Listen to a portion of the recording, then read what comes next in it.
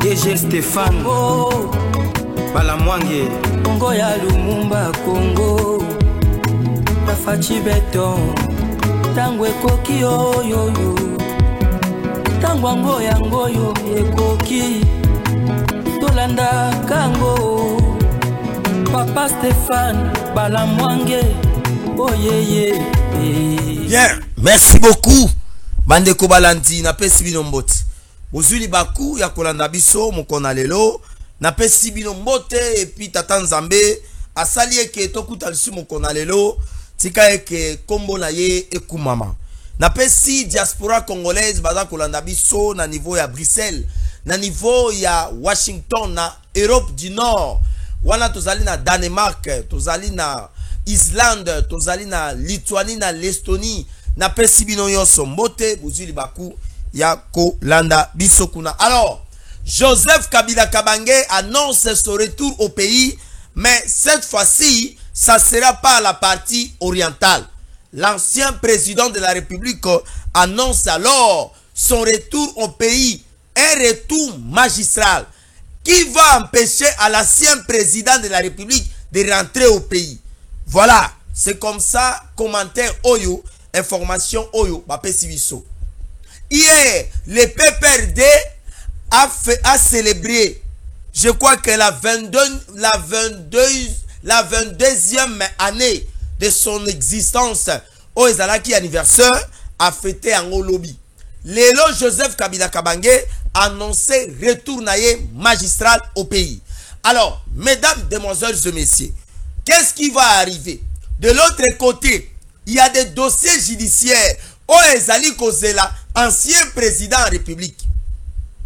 Constant Moutamba, na passage na ye na radio moko de la place, na télévision moko de la place, a l'objet que ba enquête ezali en cours. Pona koluka kotia maboko sima ya likolo ya tata mokonzi ya mboka oyo ezalaki nani Joseph Kabila Kabange. De l'autre côté, le chef de l'État a l'obaki yango que l'AFC ezali soutenu par l'ancien président de la République, monsieur Joseph Kabila Kabange. De l'autre côté, Kabila sali interview. Tout le monde place mon côté. Oh, Kabila kei ko condamné agression rwandaise. Kabila par contre, a yebisi Afrique du Sud, a pekisi ba Sud-Africain. Gouvernement Sud-Africain. Kabila boya lobby, bon mekakoti na ba militaire na Congo te. Parce que Congo, ezali mboka o bazali ko respecter démocratie te, ezali mboka o dictature eza makasi. Quelque temps après, tout le monde était Joseph Kabila Kabange, lelo oyo ne balobaka, sombele suka bisanga, bolobo suka ngbele, boite tambola kali kolona mai, Joseph Kabila Kabange alobie ke azako ya kozonga na Congo, akozonga par la partie orientale. La partie orientale est allée la province de Chopo, n'est-ce pas? Donc il y a partie à Chopo. Moi mukena ini partie o ezali la province ya Ituri. Vers na territoire ya Djougou. Ne Kabila lobie ke yaza kozonga. Mais naza komi tuna. Nanga zali kosala nyonso po akota na province ya Chopo. Na côté oriental. Parce que déjà, ba M23 bazalaki na Walikale centre. À partir ya Walikale centre, baluki moyen ndenga nini bakoi ko bengana bango. Les FARDC soutenus par le Wazalendo, ba bengani bango na Walikale centre. Lobby na pesa kibino plan. O ezalaki ba M23 ba lobby ke bazali ko bunda. Ba kende ko bundisa FARDC na Nyabiondo. À partir de Nyabiondo, ne ba ko zonga lisu na Walikale et permettre bango ba foncer vers Kisangani. Mais déjà Kabila zolo ba yeke akozonga na Congo. Kabila bimaki à Kantimini. Nzelani ni Kabila bimaki nango. Est-ce que ancien président de la République sénateur à vie a bimaki à partir aéroport ya Njili? Parce que Njili awa nde place biso nyonso to bimaka. Ngai marabo bola. Soki lelo na lina kende Bruxelles, soki na lina kende États-Unis, c'est à partir ya Njili awa. Natalisi mikanda na ngai, bapesi ngai visa na ngai, et puis na zui avion na sainini na buti na moyonso na kei.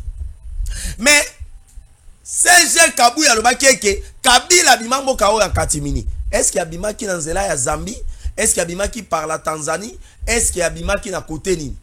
Bande ko balandi, voilà tozali ko annoncer bino le retour magistral il y a Joseph Kabila Kabange. Est-ce que ezali occasion Kabila zoya komiti kalmaboko ya service à sécurité?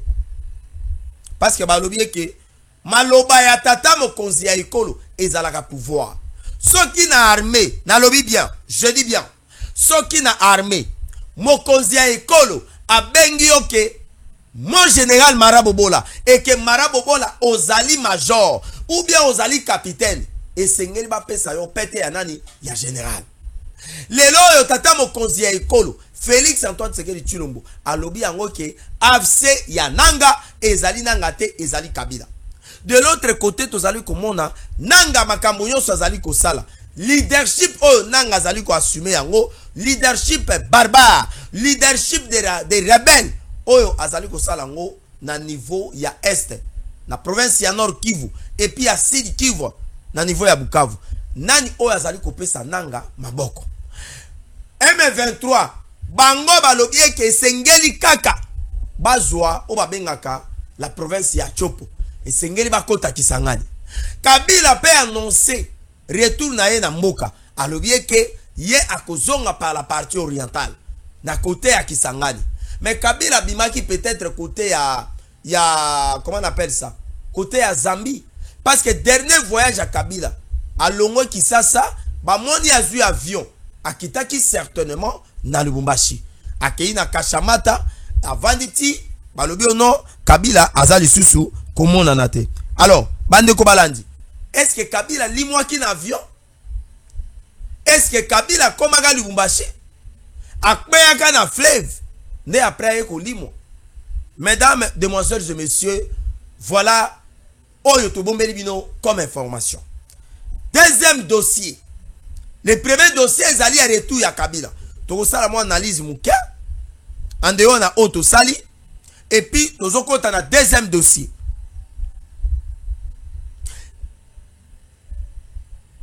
Le président ya Senko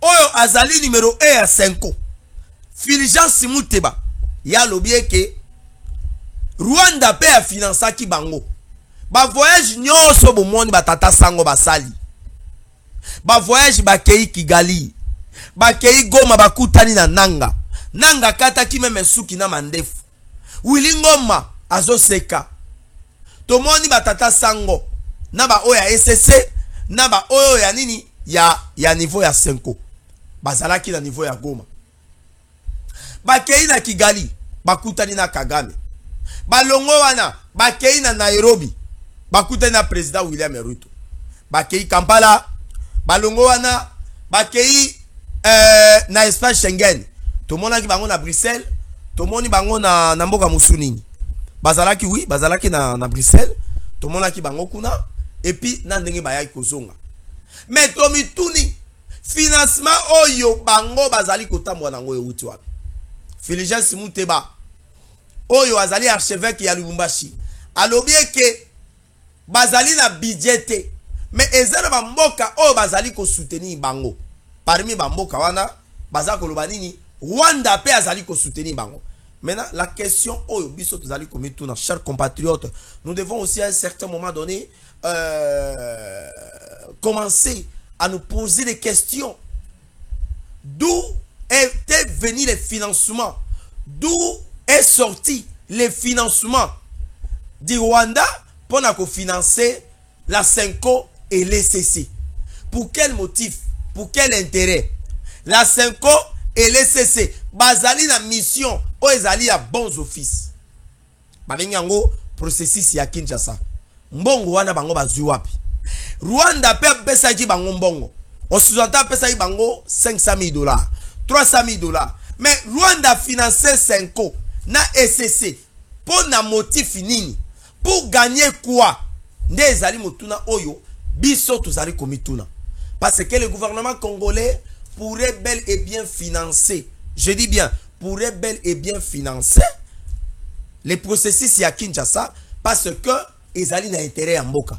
Mais lorsque maintenant les Rwandais azali ko financer démarche nyonso oyo batata sango basali ezali pour na intérêt ni. Max, oui Max, nalingi to mituna na question wana. Nalingi te to kende kaka Max, s'il vous plaît. Qui a pris les stylos ici, papa? Nani azubi kiawa. Na lingito kende na ba sens ya ba question modèle wana. Voilà, biki na plateau ezomona na terre. Loko na koti makambo ya ba sango, na makambo ya ba SSC, ba limu singa biki na plateau. Omoni, ba limu singa biki na plateau. Biki zate. J'avais les stylos ici. Pona koma, noko na ngai, jisi mala.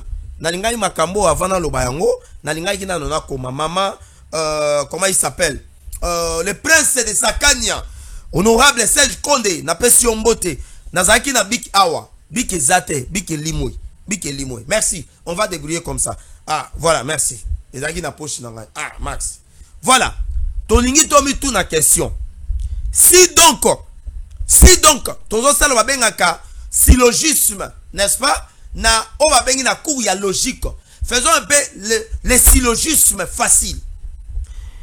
Le Rwanda est en train d'agresser la République démocratique du Congo. Si donc le Rwanda est un pays voisin qui agresse la République démocratique du Congo, c'est-à-dire que le Rwanda a aussi un soutien quelque part.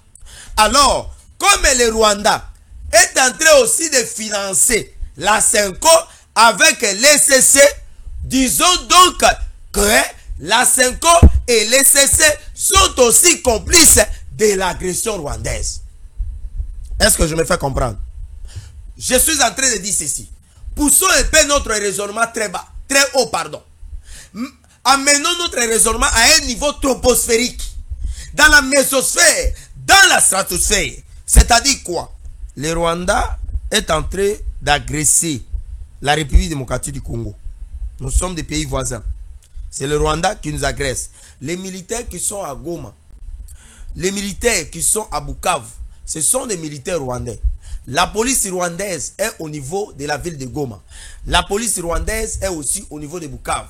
Là, ils sont en train de foncer pour prendre la province de la Chopo, ainsi qu'une grande partie de l'Uturi. C'est-à-dire, les 4 provinces et leurs 4 chefs-lieux. Nous avons la province du Nord Kivu, qui a un chef-lieu, la ville de Goma, la ville martyre de Goma.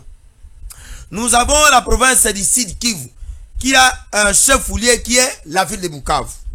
Nous avons la province de la Chopo, voilà, Chopo, l'ancienne province orientale, qui est divisée aujourd'hui à plusieurs provinces, qui a un chef-lieu qui est Kisangani, la ville de Kisangani, Boyema, Singamwame. Nous avons la province de l'Ituri. Alors, la province de l'Ituri. Maintenant, tous les chefs-lieux, il y a ma province Oyo. Pour la M23, Baza Kolinga ba occupé yango. Baza Kolinga ba occupé yango. Sikoyo, Tolobi boy. Lokola bango Baza Kolinga ko occupé yango. Donc, lokola Rwanda azali ko agresser la République démocratique du Congo et que le processus de Kinshasa est financé aussi par les Rwandais. Donc, l'agression rwandaise, la Senko avec les CC sont aussi complices. Je peux changer ma manière de parler. Si la Senko avec les CC sont financés par certains membres du gouvernement ou certains gouvernements, et que parmi ces gouvernements, nous trouvons aussi les gouvernements rwandais, ce qui voudrait dire que la Senko avec les CC sont en train d'agresser la République démocratique du Congo afin d'avoir les moyens financiers pour pouvoir faire leurs démarches. Maintenant, par quel intérêt la Senko et les CC vont accepter le financement du Rwanda? Lorsque le chef de l'État est en train de dénoncer l'agression rwandaise, c'est-à-dire que la Senko et les CC n'est pas du tout contente. Ne sont pas du tout contentes. Lorsqu'il y a eu carnage à Goma, voilà pourquoi les Sango et les CC n'ont jamais condamné l'agression rwandaise. Au moins, il place Oyo Makambo Bandi. Moïba witi koyiba bilamba na kati ya ndaku.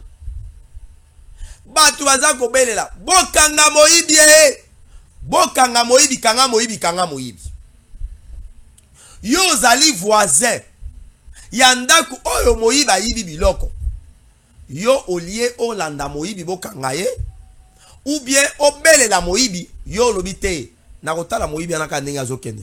Elingi kolobake lokola moyibi wana yibi biloko oya yibi akoya pobo kabola na ye parce que soko beleli ye moyibi wana pesa ngo bakokanga ye akotanga pe komona koloba yeke yepe abandai koyiba biloko na ngai bande ko balandi ndezali mituna totuni l'archevêque ya Okatanga alobi yango ke ba démarche na bango ba voyage basali Rwanda muta financer bango donc le Rwanda avant ses militaires na Congo bayiba baboma mbongo bazali kozwa Rwanda zali kozwa ngope aza kozongisa ngo na Congo à travers banani à travers oyo bato babengi batata sango bande ko balandi nazali ko linga komituna meme ye moko Rwanda tango batata sango bakei ko solliciter demande wana est-ce que M. Kagame a komona biso ba congolais toza sérieux est-ce que Kagame a comprendre degré ya patriotisme biso toza nango un pays qui nous agresse mais dont l'église et certaines confessions religieuses partent auprès de ces pays pour solliciter le financement pour un processus qui est politisé. Bandeko balandi. Est-ce que nazo bozo comprendre makambo naza koloba? Peut-être nazo ganga mingi, moi bo comprendre peut-être ezate yango moni na kiti. Elingi koloba boy. Au moni ba voyage nyonso batata sango basali. Ba voyage nyonso basali awawa. Moto a financé bango eza Rwanda. Parce que lobi baza na budget. Ba organisation na bango eza na ba moyen ba koki kozwa bango en charge mais ba kokite. Et lelo awa vérité biminini et bimieke soutien ya ba 5 na ya SSC eza ko uta wapi e uti na Rwanda. 9000 personnes le 24 janvier 2025 oyo bakufi na Goma. Ti tozo koma mois de avril awa tozo kende plus de 15 000 personnes oyo bakufi. 15 000 personnes. 15 000 personnes. 15 000 personnes. Oyo bakufi. De 1994 à 2025. À peu près combien? 29 ans. Combien de morts? 16 millions de morts. 16 millions de morts. Oyo bakufi na Goma. Combien de victimes? Combien de déplacés de guerre? À peu près 4 millions de déplacés de guerre. Oyo bato batiki bandako na bango bakei ko vanda place oyo babengi na bakan ya ba déplacés de guerre. Et lelo yo archevêque ya Lumumbashi moko alobi ke ba démarche na bango ezali soutenu par le gouvernement rwandais. Bande ko balandi ezali kambo ya passe pe ya mawa pe ya soni. Komona batata sango kokende yango moninga na lobaki na leka ine misomo na za komituna mbongo oyo bazo somba ba avion kolia na bango sécurité na bango kolala na bango kolata na bango ba unité ba transport makambo nyonso ba audience baza ko 5 wana nani oyo azaki sima batata sango est-ce que ezali gouvernement congolais tala lelo yo lokuta eyaka na ascenseur bosolo eyaka bongo na escalier malembe to comprendre que la Senko et l'ECC bazali ko trahir mboka la trahison ya République démocratique du Congo to ba qui s'appelle Senko na ECC bango pe bazana kati parce que bato ba kufi na Goma yango moni Senko na ECC batikala jamais ko condamner l'agresseur rwandaise. Ils n'ont jamais condamné l'agression rwandaise. Toko zelango epa na bango ti toko kuta yango te. Bande ko balandi. Tozali ko avancer.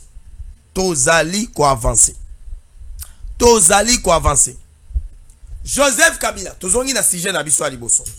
Joseph Kabila Kabange azali koya na Congo. Lokola ancien président de la République, oui, il doit rentrer dans son pays. C'était sénateur à vie. Il doit rentrer. Il y a des travaux parlementaires. Il y a des sessions parlementaires qui l'attendent ici. Kabila esengeli zonga na mboka. Tozana posta to mona Kabila na Sénat. Tozana posta to mona Kabila kosala ba interpellation, ba question orale avec débat. Kosala ba bengaka ba interpellation kosala ba contrôle o ba bengaka ya exécutif mais kokende komona ancien président na biso libanda mboka ezali ko terni image ya démocratie lokola Kabila lobi ki aza kozonga tala siko biloko eza kozela Kabila voilà ngala ninga kokoma mingi parce que lorsque nous écrivons makambo eza kotikala ba dossier eza kozela Kabila dossier ya liboso ezali Kamwena Sapu Kamwena Sapu Kamwena Sapu voilà o esalamaka na Kasai oriental na kananga kuna batu bakufa les gens sont morts avec les experts ya oni bakufa. Deuxième dossier monsieur Chebea dossier za kozela Kabila. Troisième dossier ya Arma Tungulu voilà. Quatrième dossier ezali dossier ya Bazana. Cinquième dossier ezali dossier ya fausse commune ya Maluku. Fausse commune de Maluku. Baboma batu bakende kokunda bango lokwa bambinzo Maluku. Sixième dossier ezali dossier ya Rossi Mukendi. Oyo baboma kiye pona ko exiger départ ya Kabila. Rossi Mukendi. Septième dossier ya Thérèse Kapangala, notre aspirante tolingaki tout monde aye mais malheureusement Kabila na régime naye babomaki. Huitième dossier ezali dossier ya Boudia Congo voilà ya Nemona Semi oyo baboma bato kuna eza dossier za kozela Kabila. Neuvième dossier ezali ya Hold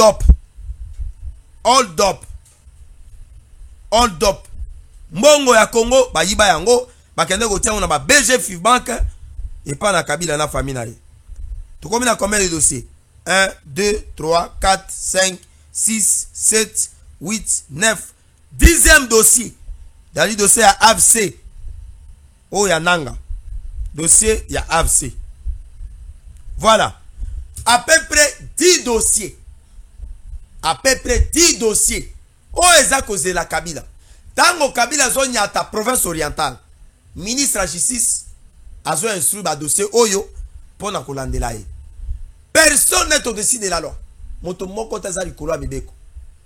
Sarkozy azo tambola na basinga na makolo. Soki Sarkozy amekika ko bimaka libanda ya France omoni singane ngrelele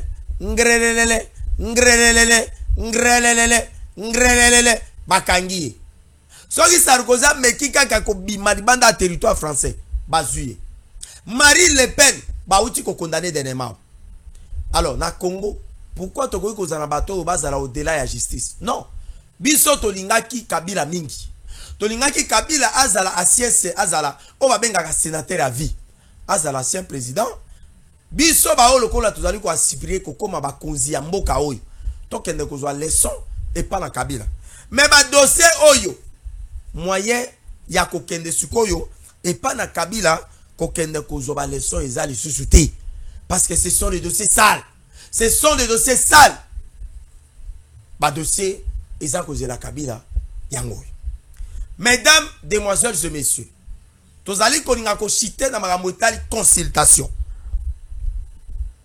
Tous allez cité dans ma consultation. Tous allez cité dans ma consultation. Tous allez cité dans ma consultation. Mais autre information. Non, ça je garde ça. Toko loba yango lobi. Na bombeli yango bino. Toko décortiquer yango lobi et toko comprendre yango malam. Le conseiller spécial du chef de l'État en matière de sécurité, monsieur Eberande Kolongeli, a reçu des personnalités politiques de différents partis politiques, regroupements et consorts. Mais il y a aussi des regroupements politiques oyo balekai kuna pona okutana naye. Ici, je suis en train notamment de voir plusieurs partis politiques, plusieurs personnalités politiques. Mais il y a les passages d'un regroupement politique qui m'a touché. Qui m'a aussi touché à travers notamment leurs demandes. En dehors d'abord de notre parti politique IDPS, ça c'est ma maison, je ne peux pas quand même oublier des passages de notre secrétaire général. Mais de deux, les passages auprès notamment des conseillers ébérantes, les passages de GP15, c'est-à-dire groupe 15 des députés nationaux, qui a été conduite notamment par l'honorable Serge Condé, les princes de Sakania, qu'on appelle notamment Équilibre. Ils sont allés rencontrer les conseillers spéciaux du chef de l'État, ils se sont échangés. En échangeant, ils ont plaidé pour la restauration de la paix, le retour de la paix, mais aussi de chercher à voir comment restaurer l'autorité de l'État afin de pouvoir conduire bien la plupart ou alors plusieurs projets de développement. Est-ce qu'aujourd'hui, si nous avons un gouvernement de vertébrés, comme l'ancien ministre des Sports, l'excellence Serge Condé, a dit qu'il fallait important à faire tout à soit un gouvernement de vertébrés qui sera composé des patriotes, des Congolais compétents, les Congolais qui ont des intelligences afin de pouvoir accompagner le chef de l'État pour faire la riposte contre l'agression rwandaise. Nous avons vu qu'il était important. L'excellent Serge Condé a proposé au conseiller du chef de l'État cette proposition. Oui, le peuple congolais, nous avons adhéré à cette pensée. Comment on peut mettre en place un gouvernement de vertébrés, des gens qui travaillent déjà bien? Déjà, Serge Condé, son passage à la tête du ministère des Sports, c'était un passage louable. C'est un passage remarquable. Aujourd'hui, si nous avons M. Sébastien, qui est en train de faire un résultat impeccable, qui fait de nous la joie à la tête du coaching de Léopard, mais c'est le choix de Serge Condé. Lorsque Sébastien est arrivé au Congo, il y a eu beaucoup de personnes qui ont critiqué l'arrivée de Sébastien, le coach Sébastien. Mais aujourd'hui, nous sommes tous très fiers des résultats que les Léopards sont en train de donner parce que c'était le choix du casting de l'honorable, l'ex-ministre ou ministre honoré des Sports et Loisirs. Mais ce ministre a été combattu par certains ennemis de la République jusqu'à ce que le chef de l'État avait demandé de le mettre de côté. Mais voilà aujourd'hui. Mais on attend un peu alors.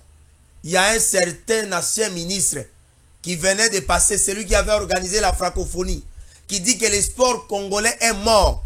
Mais est-ce que le sport au Congo, c'est seulement le football? Le sport au Congo, c'est seulement le football? Non. À l'époque de Serge Condé, nous avons vu comment les sports congolais avaient brillé. Même nos basketteurs, l'équipe nationale du basket, l'équipe nationale congolaise, ou non le pas de basket, de handball, voire même, je dirais même de cyclistes. Aujourd'hui, Serge Condé, il est à la tête de cette délégation. Ils sont allés voir le secrétaire général, le conseiller spécial du chef de l'État, et ils avaient proposé. Mais Todingi Kolobaboy, le Kola Bango Bazali na groupe de 15, on va proposer tous un gouvernement à vertébré, bah monsieur Soubaye, bah lobi non, il faut un gouvernement d'ouverture, il faut un gouvernement de mixage, il faut ainsi. Mais ngai eloko touché ngai, ezali gouvernement de vertébrés, oyoyo ba côté ba patriote et puis ezali gouvernement et quoi soit makambo itali sécurité na makambo itali autorité de l'État. Parce que projet mon côté à développement et koki ko salama sans la sécurité et sans la paix durable. Nous saluons le leadership éclairé. Il y a le prince de Sakania, l'excellence Serge Condé et puis Toyebieke Tata Mokonzi Ekolo, il va penser encore à ces charismatiques, à cet homme qui a les intelligences afin de pouvoir développer notre pays. Mesdames, Mesdemoiselles et Messieurs, Topé Sibino, Matondi Bozaki Baku, Yako Yambabiso, Yako Landabiso, et Tika ete Tata Nzambe, Abatel Mabota Mabino, Nde Tokutani, Namikoleza Koya, koteka mboka na yo te po ozangi loso na pondu, koteka mboka na yo te po ozo kolinga otinda bana na poto, koteka mboka na yo te po ozana besoin otonga lopango na yo ezali na pompage ou bien ezana mombele, koteka lopango te po oyebi oteka mboka te po lobieke lokola na komi na 85 ans naza koteka mboka soki okufa nga na okufa ba okunda ngai. Mais attention, même na Bible il y a eu des gens qui avaient quitté Égypte oyo bakendaka na Israël bamemaka mikuwa ya Joseph, bamemaka mikuwa ya ba Israélien oyo bazalaki wana. Siko yo tango yo teki mboka eke ba Rwandais ba ye bazwi mboka, pensez-vous que nzoto na yo na mabele wana ya cimetière wana ba Rwandais bakotika yango? Et surtout bayoka eke ozalaki politicien elengyo wapi ne bako tombu na yo na yebite yango tolobaka eke la patrie ne pardonnera jamais les traîtres. Ne trahissez jamais la République. Na pesi encouragement na province ya Nord Kivu, Sud Kivu, na Okatanga, na Lomami, na Tanganyika, na Grand Kasai, na Kasai Oriental, Kasai Occidental, na Kenge, na Kwilu, na Bandundu, na Équateur, Sud Ubangi, Nord Ubangi, Chopo, Chwapa, Équateur, Mongala, biso yonso tata moko. Sombele suka bisanga, bolobo suka ngbele, émission suki yawa. DG Stéphane Balamwange Congo ya Lumumba Congo Bafachi beton Tangwe koki oyo Tangwa ngoya ngoyo ekoki Tolanda kango Papa Stéphane Balamwange Oyeye